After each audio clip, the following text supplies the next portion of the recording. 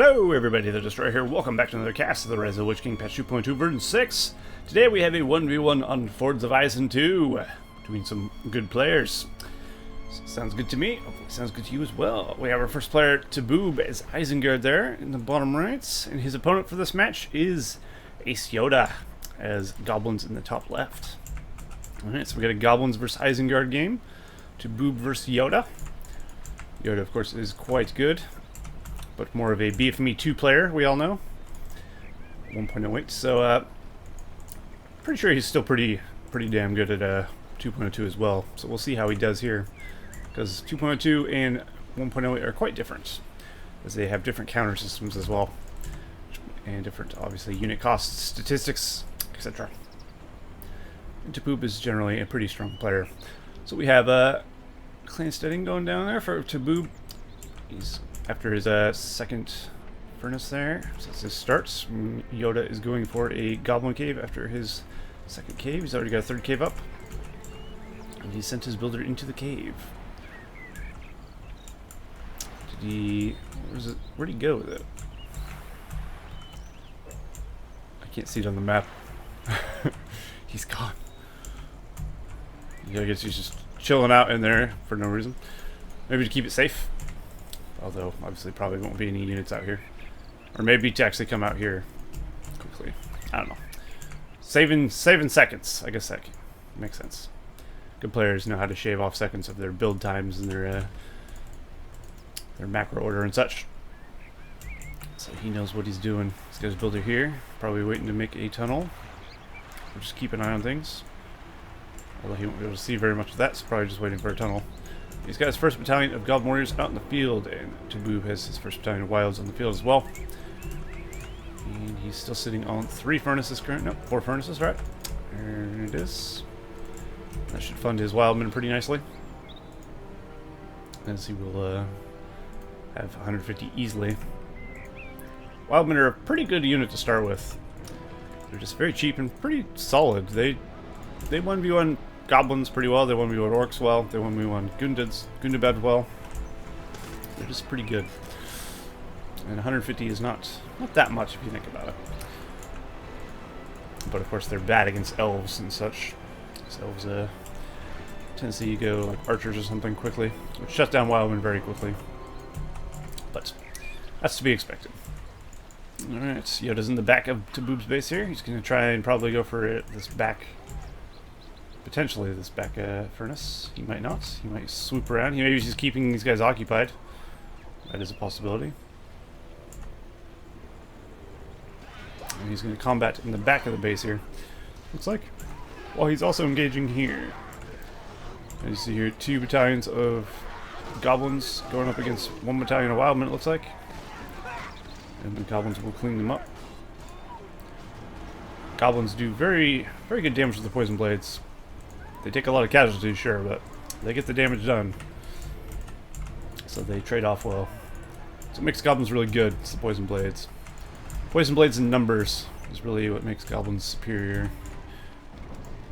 They're not as strong as they were in the last patch version of 2.02, but they're definitely still very strong. But not overpoweredly strong like they used to be. I remember those days clearly. Where Goblins were the strongest faction in 2.02. That is not the case anymore, but they are still a very strong faction. So, arguably, Angmar is the strongest faction, if you think about it. But you have to know how to play him. That's the only thing. But anyway, that's irrelevant to this cast or this game. So, let's see what YodA's doing here. He's got a lot of Goblins on the field. Looks like he has gone for War Chant there as his starting power. And tehboohb has gone for Carbine as his starting power. YodA's got some Goblins, full thing of Goblins in a tunnel there. He's got a forward tunnel there. Does he got any cheeky forward tunnels over here? He isn't expanding in the north, neither player are currently. And tehboohb is building up a lot of Wildmen and crossbows there. He's got crossbows as well. Wildmen and crossbows is generally just a good, solid, dependable start for Isen. It's a good one. 2 clan settings, that's actually pretty nice. He'll have a lot of meat shields to tank, do a little bit of damage, but the crossbows really be what's doing the damage, of course. And that should do well until at least some spider riders pop out, I think. I probably won't get too far. Oh, they actually killed it. Never mind. Looks like YodA will be able to clean that up without any interruptions, if no one else shows up, and he can get the goal from that. PowerPoint, that'd be good. Meanwhile, tehboohb is defending his furnaces over there and pushing in with a sizable amount of Wildmen into the base of YodA. And it looks like Creepine is being used to scout at the base of YodA as well. And it looks like YodA's going for spider riders soon. He does have the money for it. Will he buy them? I'm sure he will eventually. Undeadly microing around. Ah, he's already got some out. Didn't even see him. There you go. That should do very, very well. Get rid of those crossbows nicely. Of course, you don't want to get stuck in a clump of wildmen. You will drop very quickly. Any units that are in a clump, you will get slowed down very, very quickly. And then you'll get just obliterated. That's what makes a lot of teams very bad cavalry-wise against goblins. Because they tend to go in just mass hordes. And then, of course, if you get stuck in a mass horde of goblins with poison blades, you will drop quickly, and your cav won't get very much done. So you have to be very careful in that case. But the same can be said about anything that clumps up, really. Clumps are generally bad for cav. But if you have like 5 battalions of cav, probably not as bad. 4 or 5 battalions usually tramples anything. And looks like YodA's got archers as well. Very nice. Got another battalion of spider riders out in the field, and he's continuing to pump out of 2 caves. He's actually keeping up nicely with only 2 caves. It's allowing him to go for 2 caves and then get the spider riders out without putting all his money into just spider or goblin warriors. As they are 100 apiece, which it does add up quickly. If you have, say, like 5 caves, that's 500 goblin or 500 resources thrown on goblin warriors if you're building them all at once. Now you see the spider riders not doing as well as he would like, I have no doubt. Undoubtedly because he's more used to the BFME2 counter system, where they don't really get slowed down by units. They don't get the deceleration they do in 2.02. They're much more powerful. Cav is very powerful in BFME2, patch 1.08, and just BFME2 in general. They're trampled. There's the counter system where the trample works. It's just they just obliterate whatever they're good against, pretty much, without deceleration or anything. Which does make them a bit OP, in my opinion. But it's a different way to play the game. Not necessarily better or worse than the way we have currently in 2.02. Just different. But I like the fact they're different. You know, you get different experiences when you play patch 1.08 and 2.02. Not just the unit types and the balancing, but also the way the game is played, which is kind of cool. Alright, tehboohb's moving in with a pretty sizable force. He's got some pikes in there as well. Pikes, crossbows, and wilds. Pretty solid combo there. So he should be well off, I think. What upgrade was that? Is it the Creepine? Or the Murder of Crows, rather. Might have been. I thought I already saw it there, though. And here we go. YodA's pulled out a very sizable force. Spider Riders doing nicely there, getting a good trample. Made quick work of them. Meanwhile, tehboohb is moving his force close to the proximity of the base of YodA. YodA will probably have to pull back or either go for an attack and force tehboohb out. But I think he might have to go back and defend his base. YodA's throwing up a spider hole expansion. I don't think that's going to quite be enough, though. His base is going to get ravaged if he does not do something quickly. But he's opting to go on the offensive instead. I think perhaps this is not the best of ideas, because this is not a force you could leave. But the spider hole expansion is actually doing well because he has things to block it. I don't think the little spiderlings get buffed by the retained land. They used to. I remember using that in patch 1.06 of BFME2 a lot. They used to get buffed by the 18 lands and like Gorkill's totems and such. It doesn't look like they're being buffed, so that may not be the case anymore. I'm not actually sure about that, so maybe it's just not visually active. If someone knows, let me know. But as far as I can tell, they're not being buffed. They're still very good, though. Spiderhole expansions are one of the better fortress defensive things. YodA did defend, but he lost a lot in the process. There's also still one wild in there. He should probably take care of that. There's a single Goblin Warrior taking care of that. And a level 5 Wildman battalion is down. So YodA defended, but at a very high cost. But he has a lot of Spider Riders on the field, which is good. Very good indeed. Spider Rider armies are very good. And very versatile as well, as they can switch to bows. As you might expect, it's pretty nice. Although tehboohb has responded by getting a Sharku. Sharku is very good against Cav. So he'll be doing nicely. There goes the war chants, and YodA gets a good run through there on a big chunk of the army on the way back to the base. Has to throw the K-Bats there to weaken them a bit while he went through. And YodA is getting his stuff back in order here. Opting not to go for a spider pit yet. Unless he's putting it there. There it is. There's the spider pits. So hopefully he'll be back in functioning order soon. He's going to have 4 goblin caves now, which is obviously more than the 2 he was running off before. Sharku is continuing to chase down the Spider Riders, killing them as he can. Of course, they are faster than him. Makes it a little bit hard for him, but once he gets there, he can take them out one by one. Slowly gaining experience as he does. YodA can't really stop, though, because he knows if he stops, then he'll have to face the might of Sharku. Does Sharku have AoE? I don't think so. He might have a little bit of AoE, actually. He swung twice and he killed 3, so I'm assuming he does. And it looks like his tongue was split off there from YodA. Got a farm because of it, which is good. Because he's not grouping all his guys into one battalion, Sharku can't obviously defend both areas at the same time. So that's a good way to do it. Keep one as a like a diversionary tactic while the other ones take out the farms. Very nice play indeed. And tehboohb sending a force over here to the left here. Try and get rid of some tunnels. Keep his area safe. He's also throwing up a warg sentry. It's something you don't see used too often, but they can be very useful. Especially for defending your farms. Let's see how well it actually does here against Spider Riders. I'm kind of curious. I think they'd actually do pretty nicely. I mean, we saw one already die. That was a nice play. These are very useful, and I definitely recommend using warg sentries a little bit for defending vital spots. They're not going to tank an entire army, obviously, but they'll stop one battalion from ravaging one of your farms, which is pretty useful. It looks like the army of tehboohb is being overwhelmed here. There's no more melee defenders, so the Goblin Warriors should carve through these, in theory.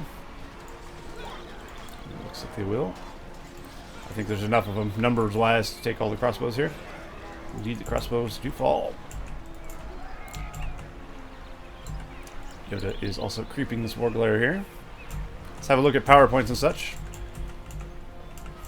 Right, YodA has himself Cave Bats, Tainted Land, and War Chant. 9 PowerPoints. He's almost got 10. He's 336 of 650. He's climbing, of course. And it looks like tehboohb has got Tainted Land, War Chant, and Creepine, so he's got all his, but he's 5 PowerPoints behind. He's 644 of 900. So he's 300 ahead in the command point limit. And he's also got a larger armory than YodA does currently. Of course, the goblins that could change very quickly, but a bigger Isengard army is going to be stronger than a bigger goblin army, of course, because goblin armies are vastly majority goblin warriors. Especially if Isengard gets their late game troops. Well, not late game really, but their normal troops, their Uruk-hai and such. They're obviously a lot more powerful than the old Wildmen are. There's a Wildman summon there. Looks like that's what YodA chose for his power. It's 10 power. He's decided to use it defensively. Which seems like it worked out pretty well. And now tehboohb will have to make a new force. He's opting not to go with Uruk-hai, and just sticking to the Wildmen and the Pikes. While Sharku, what level Sharku now? Level 4 Sharku. That's what he is. He's having pretty good range too. They go out to here. So they have a pretty big bubble. Pretty nice. Another one right here would have been probably not bad. But not really necessary. He's definitely got to build troops over building warg sentries, I would say. Alright, looks like YodA's going to be pushed back here. The Isengard army is a bit superior. Oh, will he get caught? That was close. Managed to only lose a couple spiders there. He does have alerts out in the field, tehboohb does, so he can start picking off spider riders with his bow mode, as well as chasing them down with Sharku. So he is quickly getting counters to the spider rider problem he's having, which is great for him. And look at these warg sentries, just not taking much damage from these, and they're actually just carving their way through these little goblin warriors. Very good indeed. Ooh, these are out of position. Nope, he's not going to go over them. There's a big clump of them as well. Looks like YodA's coming in from the north. No one has really claimed the north. There's one tunnel here. Other than that, no one has anything over here. This is, I wouldn't count this as north because it's still next to YodA's base. In the south, YodA also has a tunnel here. Another warg sentry being placed there. tehboohb placing warg sentries in key locations. I like this play. I like it indeed. It's good to see them being utilized the way they should be. They definitely do well. Ah, and he loses his spider raiders. If this is BFME 2, he would have easily slaughtered those. But of course, it's quite different. Not going to get very far without momentum, I'm afraid, in 2.02. If you don't have the cav momentum charge, then you're not going to get through the battalion very well. There's a watcher somewhere. Looks like tehboohb has summoned a watcher in to defend against the spider rider army there. Do these attack your own buildings? I don't think they do. They attack enemy buildings, I know that much. It looks like it does not indeed attack his own building. That's handy. Oh, but in the retreat, he managed to get a very nice run through. Does he have scavenger? Yes, YodA has scavenger as well. Very nice. So he went for scavenger, and the wildman is where we had a 15 for tehboohb the watcher. Alerts is now level 4. Once he gets level 5, of course, he'll have leadership, which will be a very big buff for Isengard. He's also employing the use of Wormtongue, which is interesting. Wormtongue's venomous words is actually very good for debuffing the enemy army there. Oh, Azog is like a crippled Chuck. He's going down. And Isengard is quickly taking control of this match here, I think. YodA's... he's down a little bit, but he's not out by any means. But things are definitely going to get more tricky the longer the game goes on, I think. As Isengard is building in power. He's getting all his heroes out, he's getting them leveled up, and he's getting strong armies. And he's also employing axe throwers, which are pretty good as well. A much cheaper, more spammable version, which are also good against buildings. There we go, Wormtongue using these venomous words. I still don't know if that slows you down in 2.02. I'm pretty sure it does. But it doesn't say. I should actually bring that up. And I think I will after this, if I remember.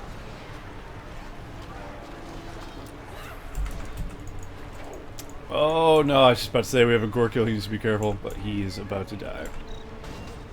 Gorkill got cripple struck. Lurtz is just the bane of heroes, isn't he? You can't really go heroes against Lurtz unless you have a lot of them. And that shuts YodA down. YodA has been defeated, and tehboohb takes the victory there.